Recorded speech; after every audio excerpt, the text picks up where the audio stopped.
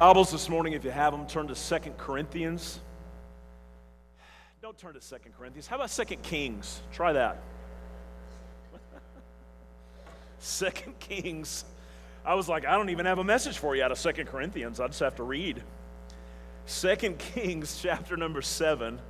And if you don't have a Bible this morning, we're going to try to get our main text on the screen, or if there's somebody around you with a Bible, I'm sure they wouldn't mind if you looked on with them. So glad to see you today.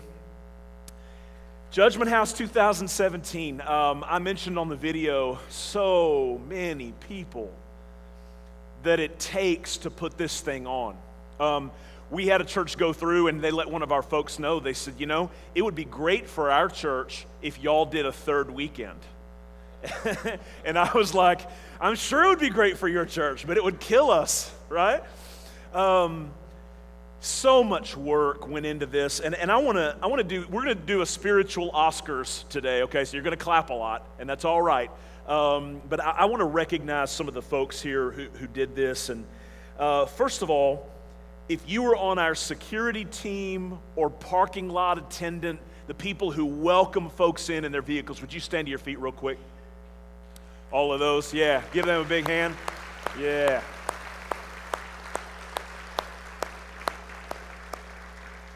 Okay, if you were a part of our registration team, and y'all, I'm telling you, I've never seen anything like this, to take that many people through and make it work like absolute clockwork.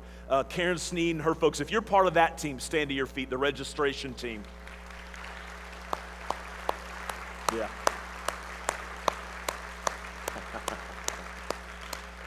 Very good.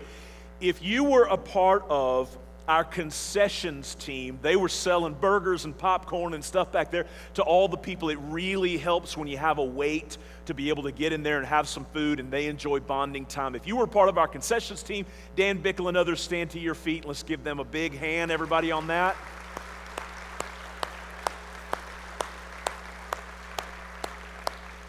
All right. One of the hardest jobs in Judgment House, if you were a tour guide, you had to basically memorize a gigantic script, in every single scene do a monologue about that long for folks, deal with all the craziness that happens with groups and all of that. If you were one of our tour guides, this year led by Ashley Contreras, stand up to your feet.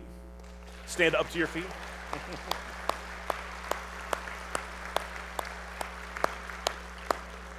Okay, here's the biggie. We had 7 scenes. Scenes 1 through 3 really set up the storyline.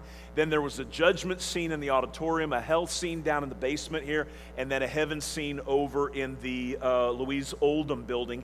If you were an actor in any of those scenes, or a tech person working behind the scenes, getting them robed, getting them outfits, helping with the sound, stand to your feet if you would, please. Let us give you a hand. If you were in any of those scenes, yeah.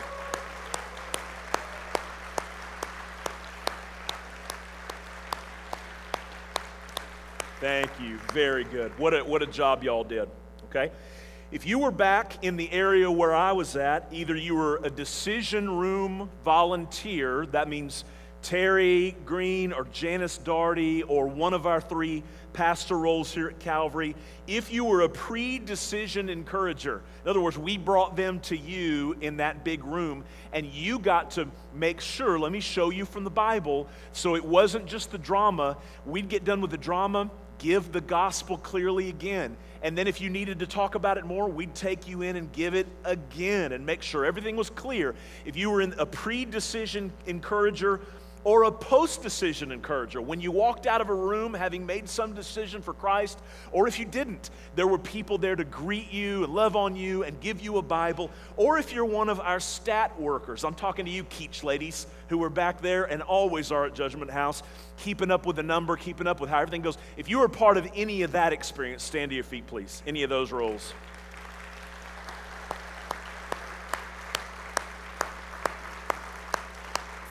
Yeah.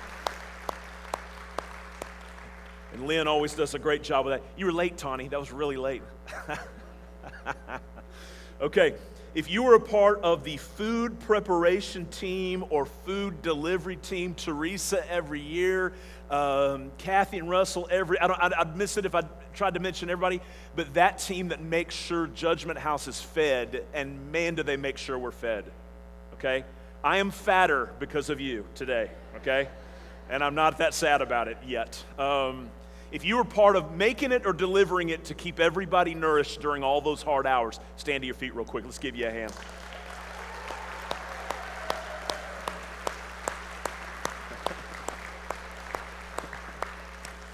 That team even hangs out together, like after, when it's all done. That's a strong one. Look at that. Okay, if you were a part of maintenance and waste disposal, picking up trash, making it happen. Basically, this is just Lisa Benjamin. Where's Lisa? Yeah, stand up, Lisa. Give her a big hand.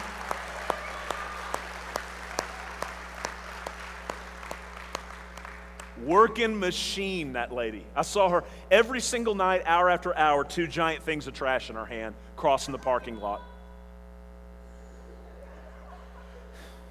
I think I probably knew who that was. Okay. Prayer walkers. With every single group, with every single room, there were people that all you did was the most important thing in the universe. You went with that group. People might not even known you were there, but you were with those group praying for them. You prayed before we started the thing. You prayed all during. If you were part of the prayer walking team, stand up. Yeah, led by Marsha Adams.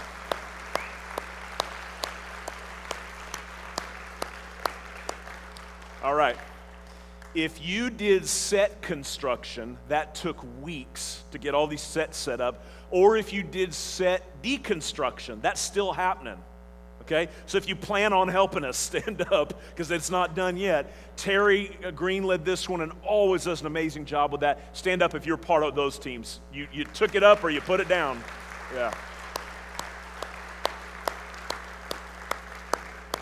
All right. Now, a lot of these can't be in here this morning because they're back there, but if you helped with childcare, for every single hour of Judgment House, people were up till all hours of the night, had their kids, and so Kim Hochstetler and a group kept kiddos back there. If you were part of that and you're actually here and not there, would you stand to your feet? There's a few of us, yeah.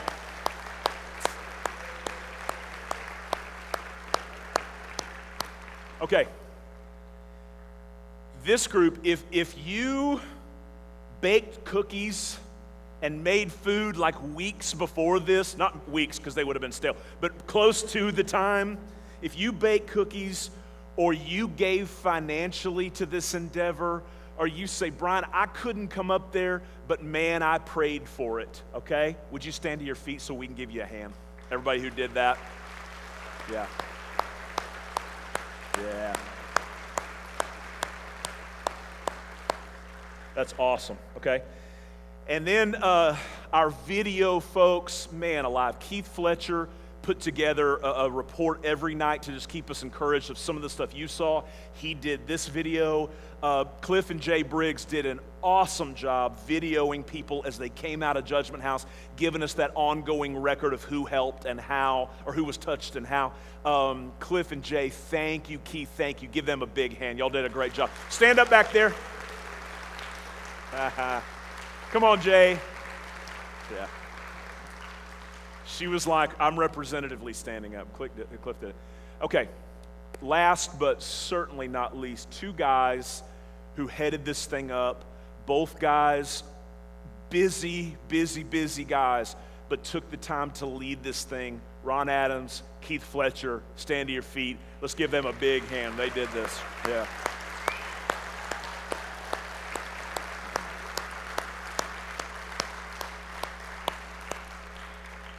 Okay, so here's the deal. Bunch of people, right? Lot of hours. A lot of you that I saw worked full-time jobs all during the week, and the one moment you get a rest, you got in your car and you came up here and you worked all night and you went to bed and you came back and you worked all night again and you gave and you labored. I saw some of you how exhausted you were. I talked to some of you that were honest enough that when I asked you how you were doing, you're like, I'm beat, Pastor, I'm beat. Like I'm going to work tomorrow and I'm beat. right? So many of you working with kids, so many of you taking groups through that it was challenging, it was exhausting, night after night.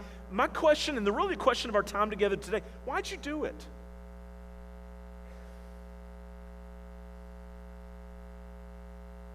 You're not paid. You're volunteer. You could have stayed home. You could have watched football. You could have watched baseball. You missed some really good games.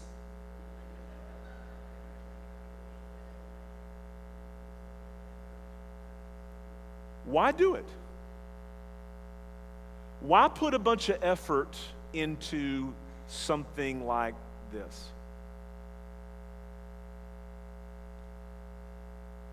I want to talk about this morning why I believe you did it. I want to set up our text for just a moment. I asked the Lord to let me preach this because it's one of my favorite stories in the Old Testament.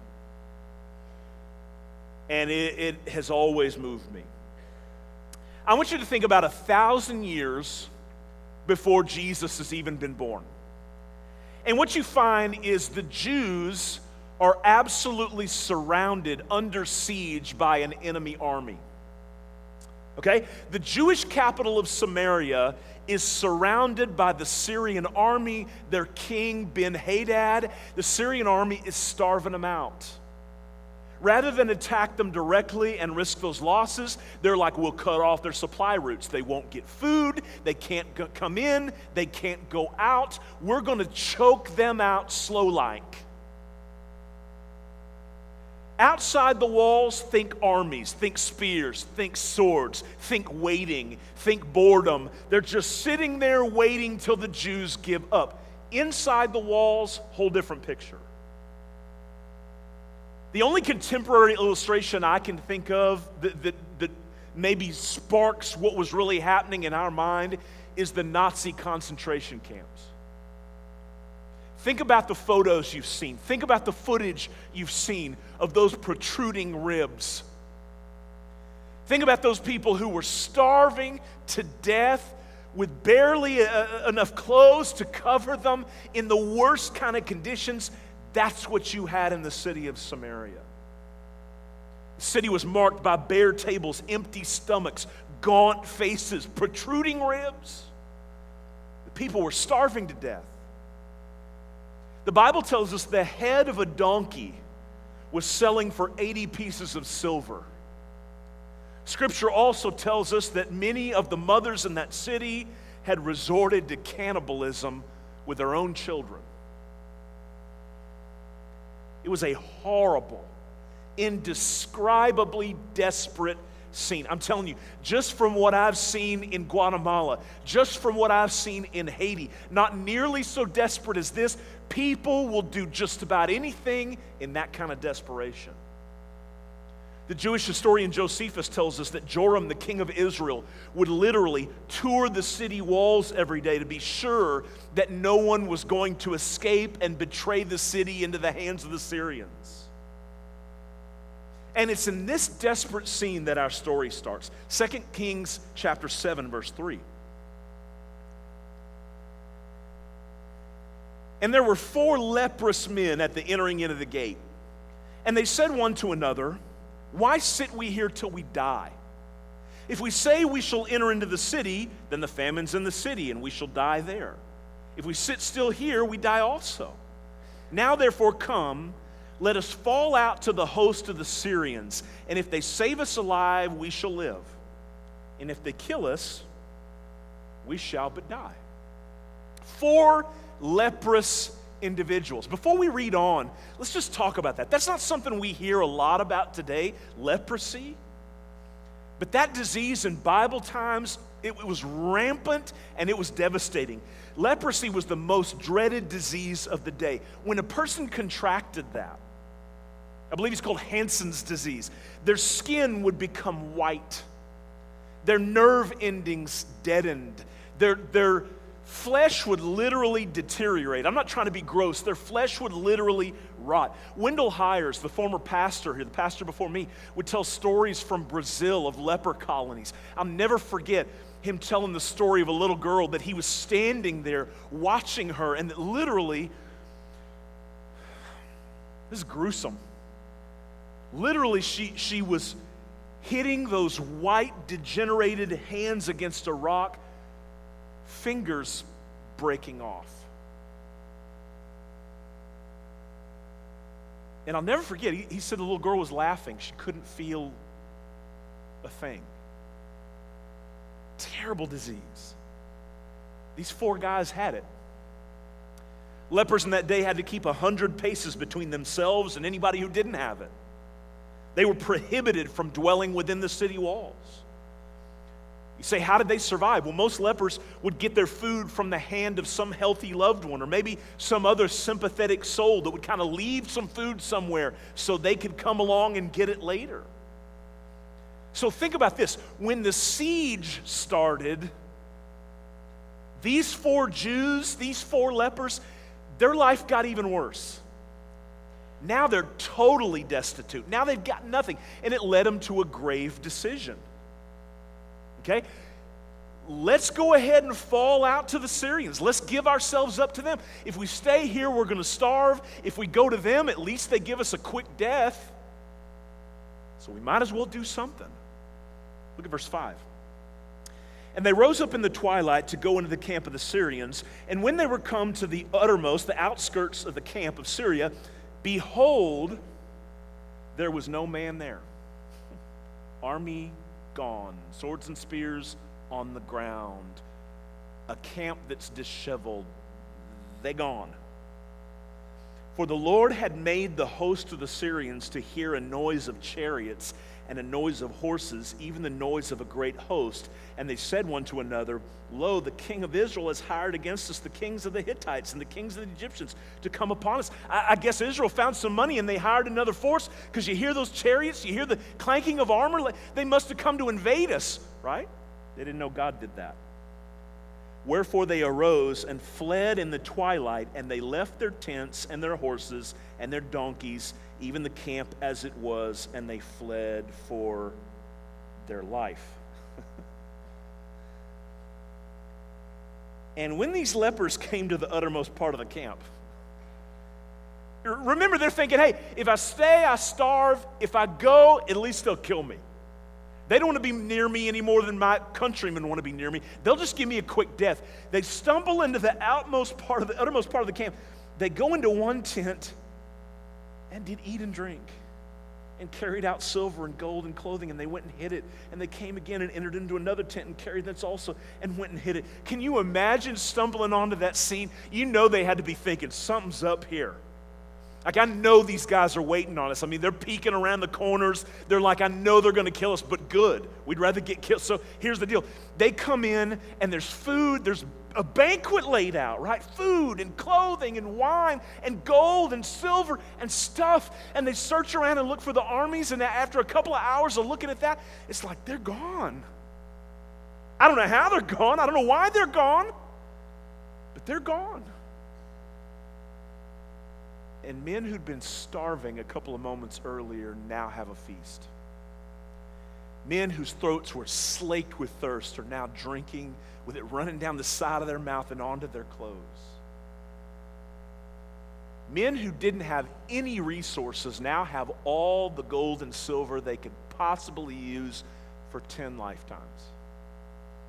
Men who had rags on their back because nobody would take care of them now have clothing in abundance.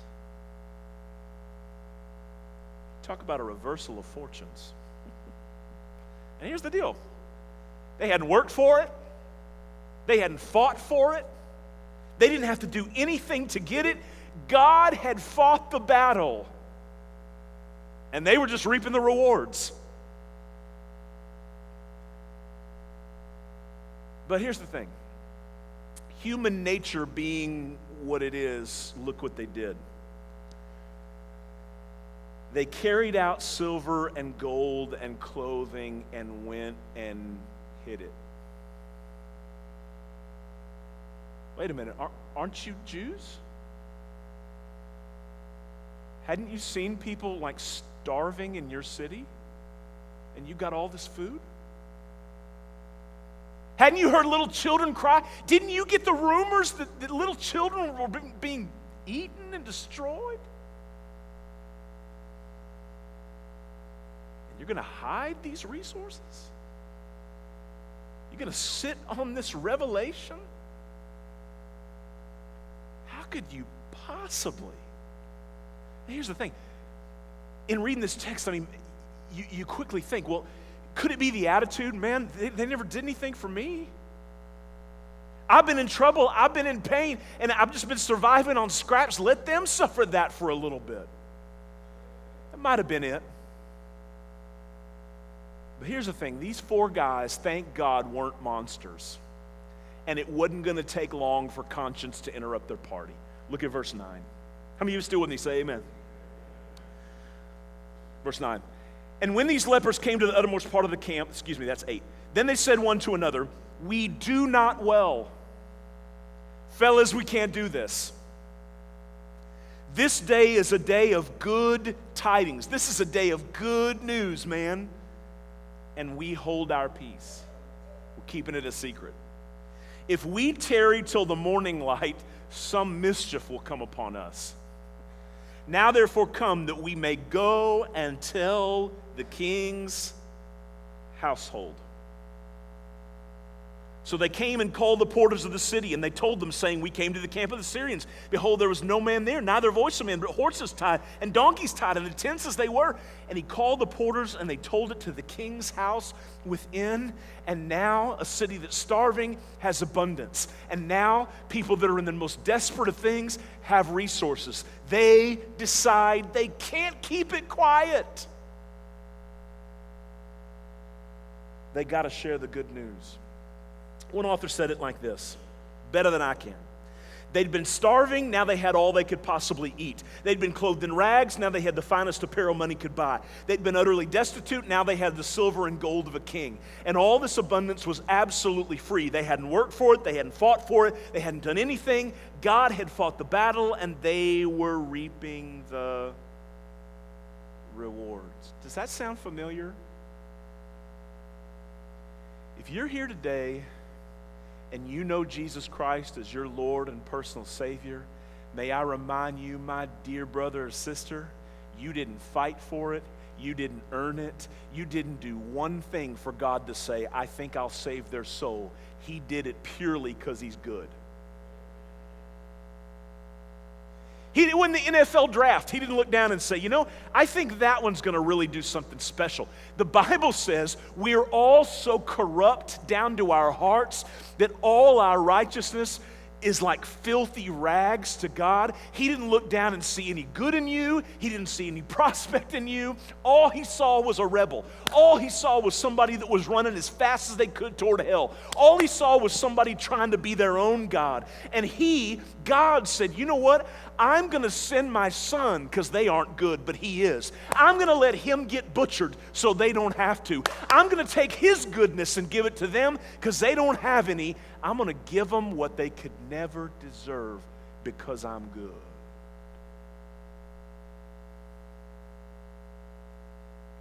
You know why we share it, y'all?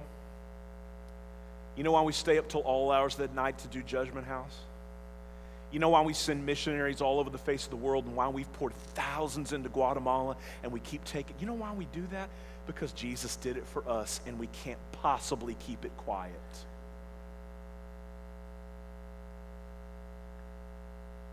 I want to give you 3 short reasons why we do it. Why we have to share the good news. First of all, for their sake. They said, we're not doing well, fellas. This is a day of good tidings. This is a day of good news, and we're keeping it to ourselves. You know what the word gospel means? Good news. Jesus said, I got some amazing news for you. Don't keep it to yourself. Jesus said unto them, go into all the world. This is the apostles in the New Testament. Preach the gospel, the good news to every creature. Romans 1:15, Paul said, as much as in me is, I am on the edge of my seat to preach the gospel to you people in Rome, for I'm not ashamed of the gospel of Christ. It's the power of God to salvation. What is the gospel? It's the good news that because of the perfect life, vicarious death, and triumphant resurrection of Jesus Christ, we can be reconciled back into a relationship with God. That's the good news. Jesus says, listen, do you remember that day when you were lost and you got found? Do you remember that day when you had no idea whatsoever about eternity? You didn't have hope. You were trying to find life maybe in all the pleasures of the world, or trying to find life in like convincing people you were a good person so they'd applaud you, trying to fix yourself up and modify your behavior, and you were busted up. You never could do it. You never could find any satisfaction in it. You remember Jesus says, when I rescued you from that? Remember that altar call when you came down and you said, Jesus, I'm weary of trying to do this myself. I'm just going to give my heart to you. Remember when some friend cared enough about you to love you and share the gospel? Do you remember when you walked through a judgment house? Maybe some of you are here today and received Christ. You remember that good news? Remember how you felt afterward? Remember how your heart just rose up inside of you like, this is the best day ever? You got the good news. You know what Paul said? He said, I'm not ashamed to spread the good news. And we would say, well, of course you're not, Paul. You're a preacher and it's the gospel. But here's the thing. Remember, this is a former, high-level, major resume Jew. And he's going to go out and share the story of a Jewish carpenter who died the most vile death on earth. And that story was a laughingstock to the Romans, and it was an offense to the Jews. You're going to go out and spend the rest of your life sharing that, Paul? Why? Don't you know they're going to beat you? Don't you know the Jews are going to hate you? Don't you know the Romans are going to laugh at you? They don't want to hear any of that. Why would you do it? And I think Paul answered, because it's the power of God for salvation. That gospel has power, man. It'll change your heart. It'll change your mind. It'll change your future. It'll give you hope. It'll make things different in your life. He had seen what it could do in Corinth, in Ephesus, in Antioch, in Macedonia, in Achaia, everywhere he preached it. He suffered, yes he did, but he also saw God get behind it and do amazing things. When he said it's the power of God for salvation, the word power is dunamis, dynamite. He said, everywhere I preach this gospel, y'all, there's an explosion. God blows up arguments. God blows up defenses. God breaks down stuff so he can build up other stuff. I've seen God work with this. Paul said, for the weapons of our war, I'm preaching myself up to death up here, and y'all are quiet. Is this gospel good? Do you have it? For the weapons of our warfare are not carnal, but mighty through God to the pulling down of strongholds. You know what? It's pretty exciting to me. Is watching during this judgment house, watching you, Danny, come through and say, this year, I want to work back in that encouraging room. I want to share Jesus with people. You know what it was? Is seeing Julian, one of our teenagers, seeing Jenny, one of our teenagers, say, you know what? I could do anything else, and all the scenes are good, and all the stuff's good. This year, I want to be back there sharing Jesus with people. And I'm telling you, one of the joys of that whole judgment house was me coming out and watching their faces. Because there was nothing on the face of this earth like sharing the gospel with someone and seeing them respond. That is the most life-giving thing on this. Listen, if you're a church member, I love you, but if you're an inward church member, in other words, for some of you, it's like this judgment house stuff is just goofy to you. And my question to you would be, how long since you've led anybody to Jesus? Probably a while. That's not me trying to be derogatory. I'm saying that's probably the case, right? Because maybe you've lost that thing, that brightness, that power. Maybe you've turned in on yourself, where it's all about the music you like and the programming you like and the people are nice to you. And when it's all become about you, and I'm telling you, when that happens, you stop growing as a Christian. The most maturing factor in the world is taking what you've been given and pouring it out to other people. I can't stand not to share it, Jesus. You've been too good to me. Sharing the gospel. Why would we do it? We do it for their sake. We've seen what it can do. Why would we share the gospel? Why would you do it? We do it for our sake. If we tarry till the morning light, some mischief will come upon us. It ain't going to be good. when the king finds out we had all this and didn't do a thing with it? The lepers didn't keep the good news to themselves, but what if they had? You ever think about that? Just like spend the rest of their life drinking like wine out of gold goblets, feet propped up, every day a banquet till the food ran out, like, fur around their shoulders, just partying it up with gold and silver, like living the life, man. This is about me. I'm happy. I'm content. They can go to hell. This is about me. Can you imagine? They said, man, we can't do that. It's the worst. They weren't just concerned about what would happen to the city if they didn't tell them. They were concerned about what would happen to them. Proverbs 24:10, listen to this.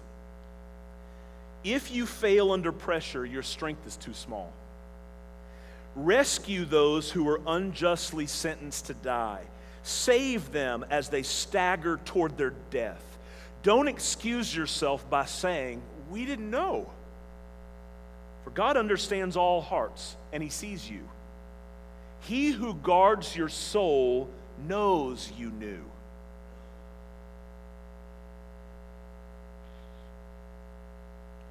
He will repay all people as their actions deserve.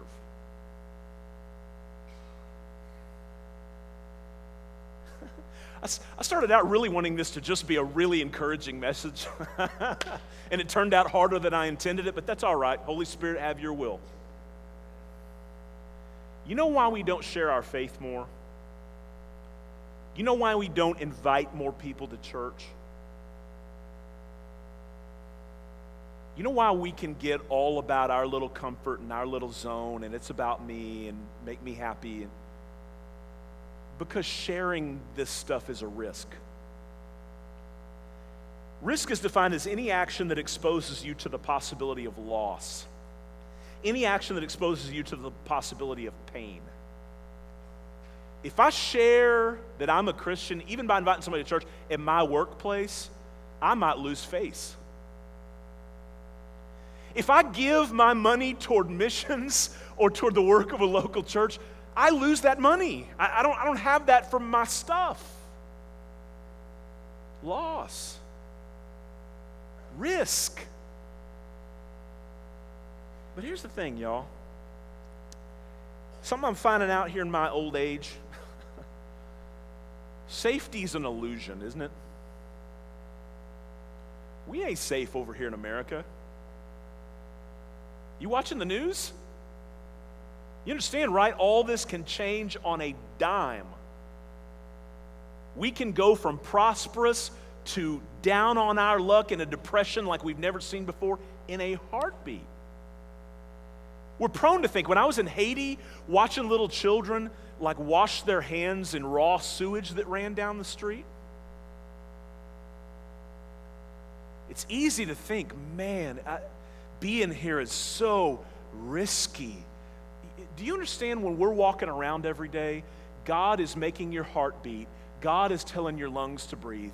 God is making your neurons fire. The only thing between you and eternity is a sovereign, gracious God. And that same God holds your heartbeat if you're in Haiti, Guatemala, or America. That same God is in control. Safety is an illusion. You can lose your health on a dime. You might not go somewhere and get killed by an enemy force on the mission field. You might stay here and just catch like a disease, right? You might not go over here and have to risk something. We're dying with a whole different set of stuff in America, but we're still dying. Safety is an illusion. And if I read my Bible right, risk is right. Shadrach, Meshach, and Abednego risked. Esther risked, right? If I perish, I perish. Paul constantly risked. This is so good, I can't not share it. True Christianity has never been safe. It's always been a revolution. It's always been a revolution, man, and we want to make it safe. We want to put it under glass. We want to make Jesus this beautiful one-dimensional picture that we come in every week and kind of dust off and sing songs to. You can't do it. Jesus is not one-dimensional. He's not flat. He's not safe. He is a lion. He is roaring. He is working. He's alive.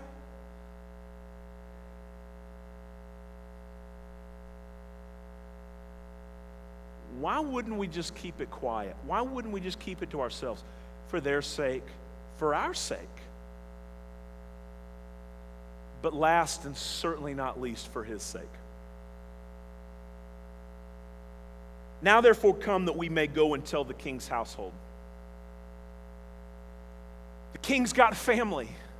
The king's got citizens. The king's got folks. And we got to tell them. If we don't tell them, they won't hear. He's going to be so happy when they get reached. He's going to be so overjoyed when his people aren't starving anymore.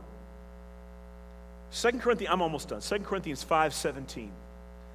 This means that anyone who belongs to Christ has become a new person.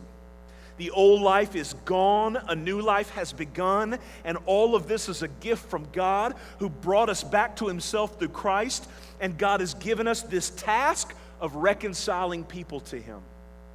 For God was in Christ, reconciling the world to himself, no longer counting people's sins against them. And he gave us this wonderful message of reconciliation. So now we're Christ's ambassadors. God's making his appeal through us. We speak for Christ when we plead with people, come back to God. Here's the thing I know. I don't know much, but I know this. All of our stuff. I love my house. I love that little house over there on Kristen Lane. The first time I walked into that house when we were getting ready to move, I walked in and felt instantly like, this is my home. I kid you not, like a spiritual feeling of, this is my home. And then we made our offer, and they told me, this is not your home. We've sold it to someone else. But you know what? I never lost that feeling, and we were sitting at a concert, wherever Jenny's at. We were sitting at a concert and literally getting ready to make an offer on a house we didn't want in an area that wasn't conducive to our lifestyle. And I got a call from my agent that said, before you make that offer, you got some decisions to make. That other house came through again. And we bought it, and we love it. We downsized our house, and now it's just I call it our little hobbit hole, man. It's just this little house that we absolutely love. But here's the deal. That house won't make it through eternity. All our stuff, all our homes, all our boats, all our golf clubs, I'm not dogging on any of that. All of it's great. All of it has. If you want to know its end, stop by the junkyard on your way home from church. Every bit of it. And in so many cases, we fought over it, we grappled for it, we lost friendships over it, we estranged family over it to get this stuff. None of it is going to go with you, not a bit. These buildings, rubble before it's all said and done. That's the danger of making the church a building. Building won't last. People will. You want to know where all of our glory is headed? All of our systems, all of our programs, all of our stuff, it's all headed for the graveyard. Stop by the graveyard, stop by the cemetery on your way home. The only thing that's going to last is the people. Just the people. Every single one of them. The ones we ignore, the ones we despise, the ones we love, every single one will live forever somewhere. Everybody lives forever somewhere. Why do we do things like Judgment House? Why do I stand up here week after week and snort and stomp and beg us not to be an inward-focused church, but to be an outward-focused church? Because when it's all said and done, that's the only thing that matters and the only thing that lasts. Why would you do it?